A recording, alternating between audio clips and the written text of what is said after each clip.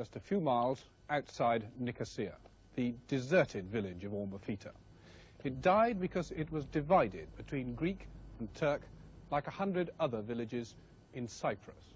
But suddenly these neighbors turned on each other here with rifles, machine guns and homemade bombs just before Christmas. In 48 hours of bitter fighting, many people were killed and injured. Nobody knows just how many. And killed too was the village of Ormafita itself. It's now just buildings.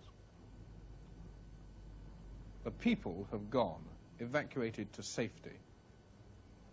In the silent, shadowy streets, most of the day there's a smell to the place. It's the smell that inevitably seems to take over when life leaves human habitations. Only some unhappy pets are left behind.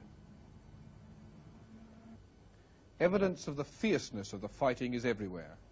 And the people who did this to each other were real neighbors. Some Greeks and Turks had lived here literally over the garden wall from each other for years.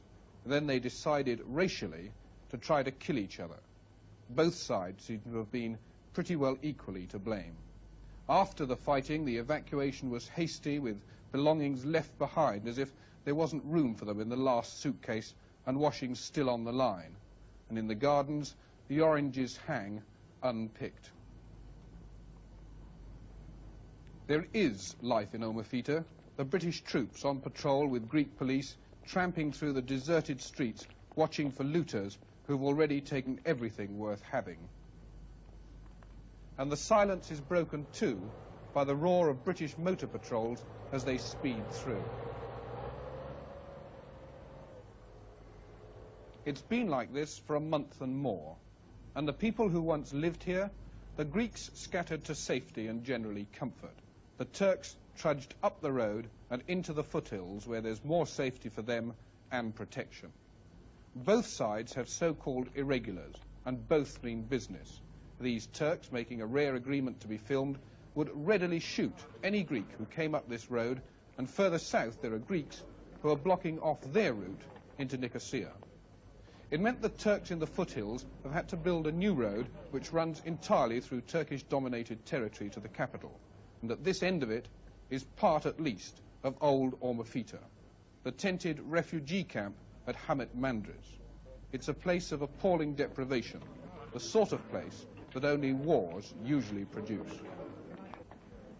They live here with Turkish red crescents over them, anything up to 20 to a tent, and somehow they live on.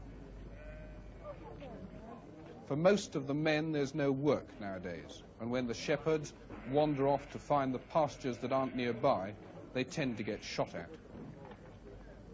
Food is short. What there is comes mostly by ship from Turkey and from some other international relief organizations. It's just adequate, but no more. Amid all this, the Turkish Vice President, Dr. Küçük, came as a welcome, almost heroic visitor. Politically, his position has been practically destroyed since the Troubles. He hasn't seen Archbishop Makarios at all. And like the people he came to comfort, he is a sort of prisoner himself.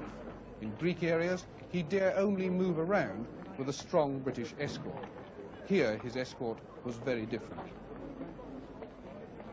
Dr. Küçük talked of the need for more aid, and all around him he found that strength and even happiness that often spring from adversity.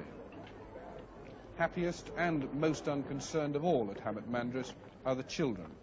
They play in the sunshine here the games they'd play anywhere. They don't know why they're here, and nor truly do most of their parents.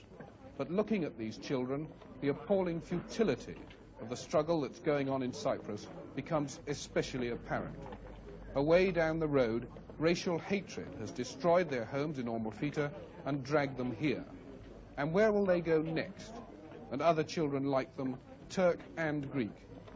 This is the human tragedy that's Cyprus today.